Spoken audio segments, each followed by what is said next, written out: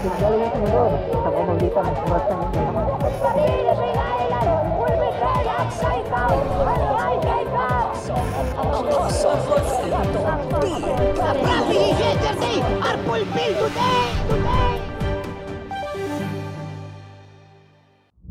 In this end time, the fulfillment of the very will of the Father is unstoppable. Mula sa pag-ani ng mga kaluluwa, sa pagpapamalas ng mga himala ng Diyos at sa pagbuhos ng uncontainable glory and power ng Diyos sa pamamagitan ng banal na Espiritu Santo. At ito ay patuloy na magaganap mula sa bansang Pilipinas hanggang sa buong mundo.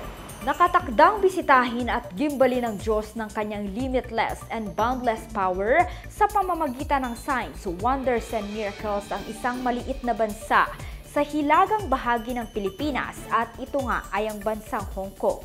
Bago nga magbukang liwayway ay bumiyahe na ang oras ng Himala Team patungo sa Manila International Airport kasama ang mga lingkod ng Diyos, ang God's End Time Prophet and Apostle na si Apostle Renato D. Carillo, ang God's End Time Mighty Deliverer, Prophetess Elena Ga Carillo at iba pang miyembro ng Chosen Family para sa Living Like Jesus Conference sa bansa na may temang The Season of the Holy Spirit.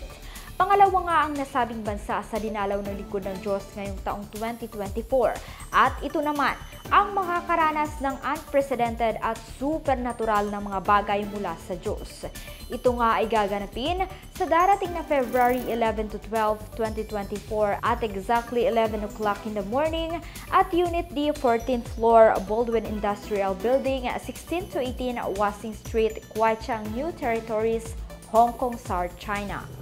Kaya naman sa aming mga kababayan at sa buong Body of Christ sa bansang Hong Kong ay malugod namin kayong iniimbitahang dumalo sa dakilang gawain na ito at makaranas ng bagong bagay mula sa Diyos sa pamamagitan ng pagkilos ng banal na Espiritu Santo, for truly now is the season of the Holy Spirit.